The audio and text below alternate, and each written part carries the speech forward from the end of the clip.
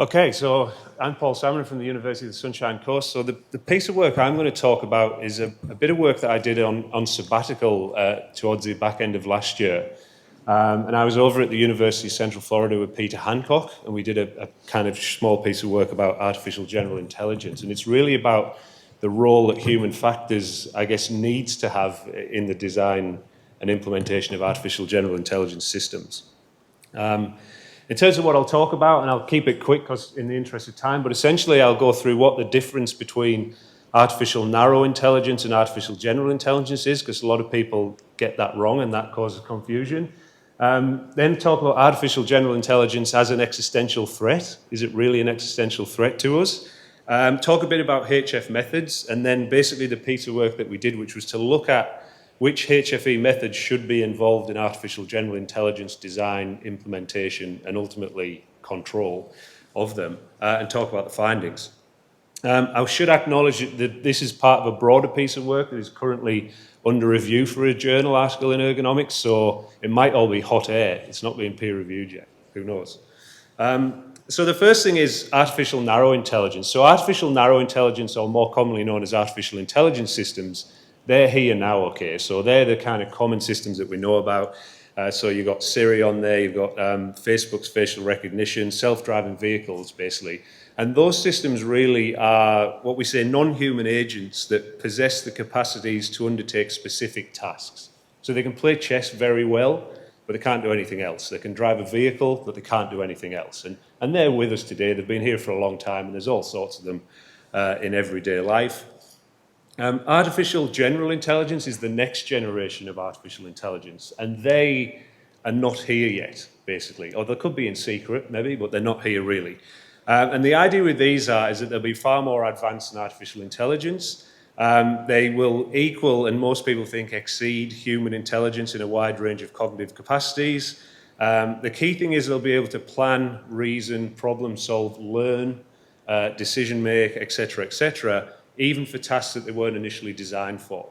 So if they the idea is that they'll be able to, the computational power is so advanced that they'll be able to learn new stuff and do extra things. So they're very different to artificial intelligence that we know. And it's really this capacity to learn and self-improve that has got people worried. And so that's a big summary of that. So you've got artificial narrow intelligence, perform a single task. Artificial general intelligence, made and think like a human mind, and as we do, learn and do new stuff, okay? And so I'm talking about artificial general intelligence today. And so obviously people are excited about this. There's no doubt that they can have many positive benefits potentially, and I've got some on the slide there. So, curing disease, revolutionizing work, solving complex environmental issues such as food security, ocean degradation, global warming, etc. And, people have kind of said, well, the impact on humanity could be bigger than the industrial and digital revolutions combined. So potentially quite a huge and positive impact if you listen to what everybody's saying in the literature. But then there's also a whole lot of risks that people have talked about. And this is where we really got interested, because there's a whole group of people who are kind of saying, and if you listen to Elon Musk, he'll say the same thing, these things could wipe out humanity, all right? And that sounds very scary, but there's actually a big literature around this. And really the Future of Life Institute, which is really kind of doing a lot of research in this area, they talk about two different scenarios.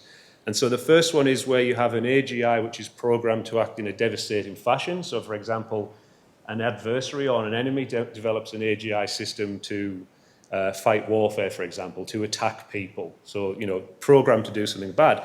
But the one that people are more concerned is the AGIs that are programmed to do something good, but they learn and evolve a way to do that thing better, which then has risks associated with it.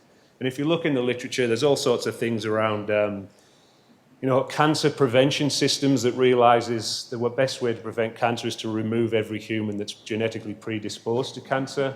The ones that's designed to solve AIDS, which removes all people who've got AIDS. Climate change, the one that evolves and learns and realizes that actually humans are the biggest problem, so if I just wipe out all the humans, Earth will be saved. And so there's a bit of, a lot of discussion around those risks. And actually there's various dystopian visions out there in the literature, and Nick Bostrom has written extensively on this about these existential risks. So it's really quite interesting, and we kind of got interested in this, but I think we're not so dystopian in our view on it. But actually, if you think about it, if you do have technologies that are really this advanced, there are some interesting risks that are particularly associated with the malicious use of AGI. And on the slide there, I've got terrorist and cyber attacks, for example. If you have this advanced computational power, then cyber attacks, for example, would be one thing. Population control and manipulation, which is kind of already happening with Facebook. Removal of the need for human work, and then the complete dislocation of our economic system, and mass surveillance. So whether they're going to wipe out humanity or whether they're going to be used badly, there's some interesting risks, okay? And this kind of says it quite neatly. I stole this off the internet from Automated. So you have artificial narrow intelligence, which is going to help us do stuff. Artificial general intelligence, which is going to put jobs at risk. But then when you have this, and some people call it the singularity, but it's the artificial superintelligence explosion, then humanity could be at risk, okay? And so that gets you thinking as a HF practitioner, because as I mentioned with Fabio, we know that HF can really contribute to the design of these things, but really hasn't done particularly well in the past. And there are countless examples of where advanced technology have actually been badly designed and killed people. And really, with artificial intelligence, the feeling is that HF missed the boat. So if you read Peter Hancock's work, he'll talk about how the horse is bolted. And HF should have had a bigger role and actually didn't. And so we're quite interested in that, particularly because if there's a similar failure with AGI, if we listen to the literature, it's the end of humanity, which is a bit scary for the discipline. But my interests in it are more really about the fact that if we're talking about advanced technologies, such as artificial general intelligence, this surely is the time for human factors to shine.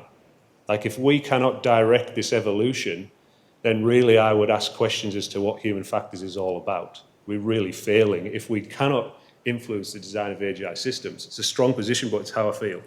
And so Uber's an example of where AI was badly designed. They didn't do the human factors, and it's killing people. So that got us to start this project. So we were really kind of questioning. And the really interesting part about this is it's truly first-of-a-kind system. It's not here yet, allegedly. And so if we are going to influence it, we've got a real opportunity to do so, okay? The time is now. And so the three questions we were asking ourselves were, well, if HFE can play such a big role, how can it direct the design of these things? How's it going to do that? What methods, what analyses, what design exercises?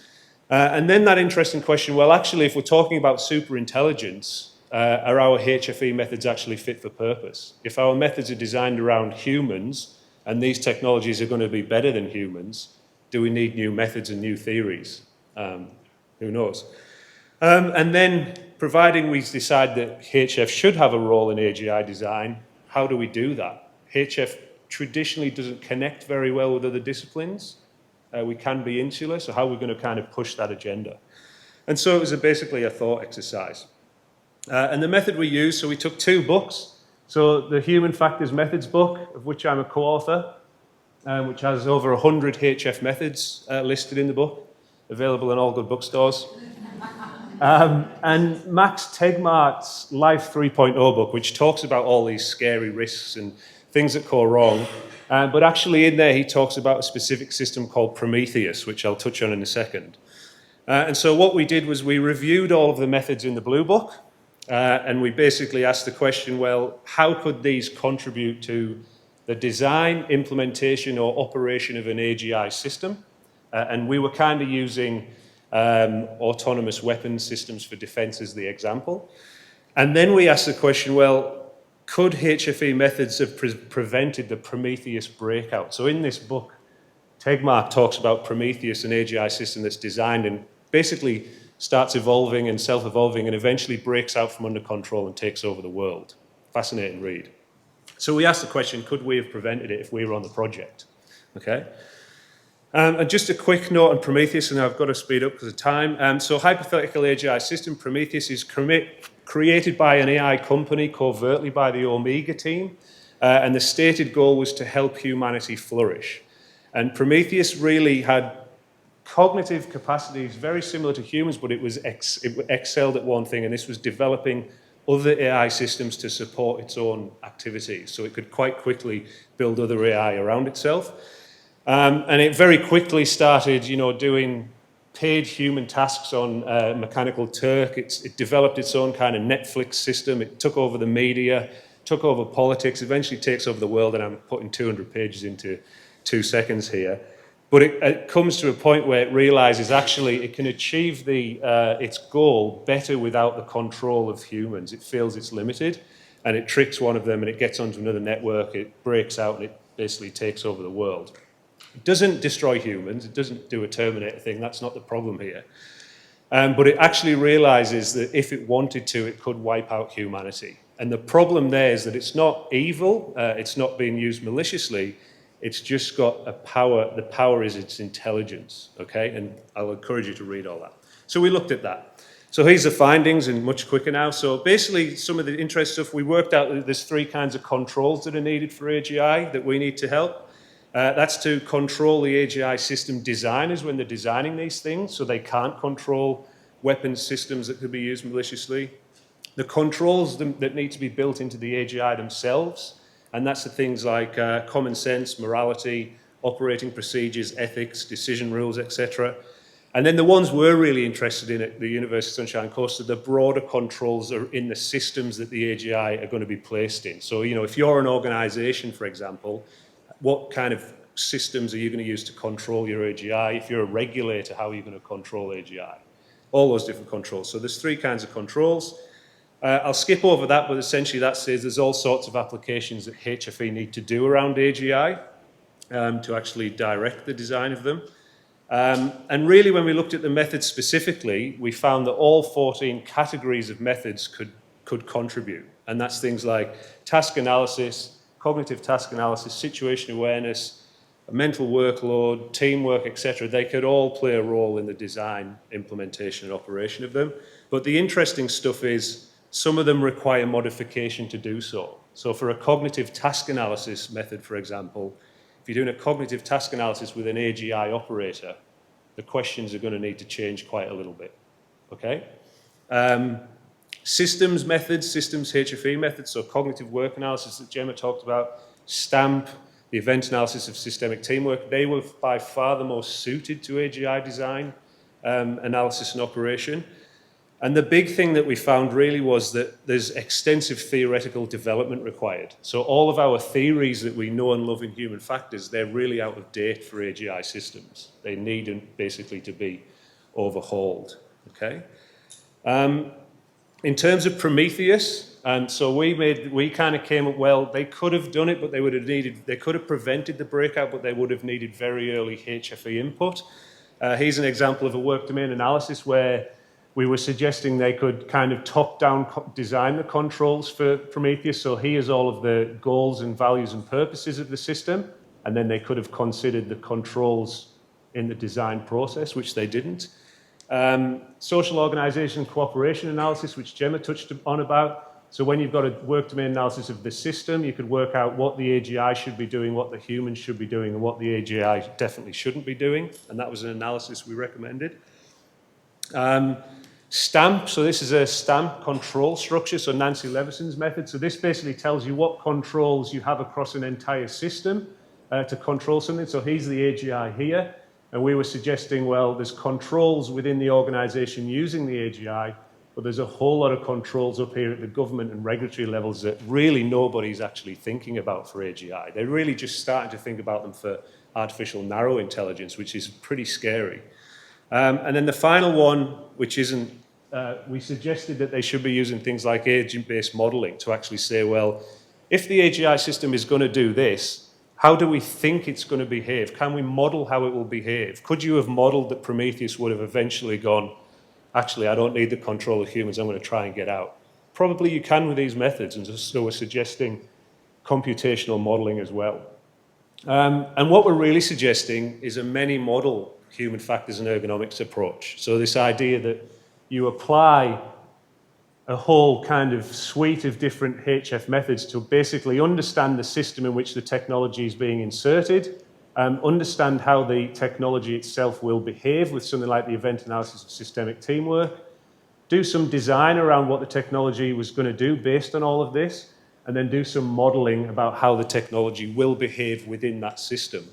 And then basically feed all of that back in and keep designing and designing until you get the right outputs. And for those of you at the bigger conference, I'll be talking about this approach in road safety and how we've done it on Tuesday, I think, with Dr. Gemma Reed. And so that's what we recommended. So conclusions then, we think definitely it should be used. We hope it is. We don't want to wipe out humanity. HFE methods are definitely suited to it, but we really think there's urgent work required. We're not actually embedded in these design efforts at the moment. Think work's going on, HFE is not involved essentially. And really, we need to get involved and get involved quickly. And thankfully, we've just got a research program funded which is actually exploring the development and testing of AGI system control. So we'll be able to talk more over the next few years. Thank you very much.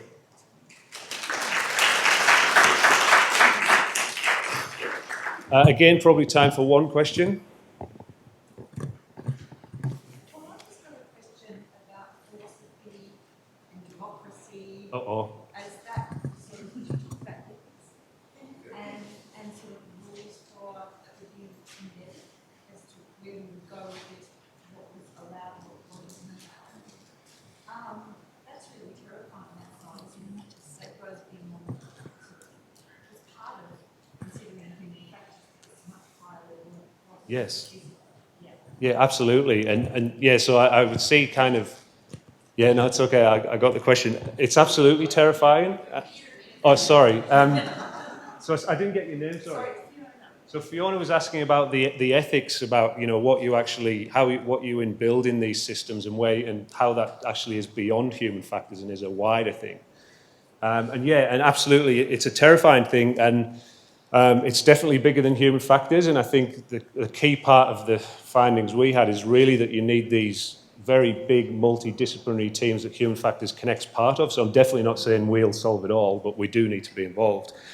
And if I think of the defence work that I know of, really it's not particularly being considered very well, the ethics of all of this. There are pockets of work going on, but I think there's definitely a lot more needed, absolutely. Thank you.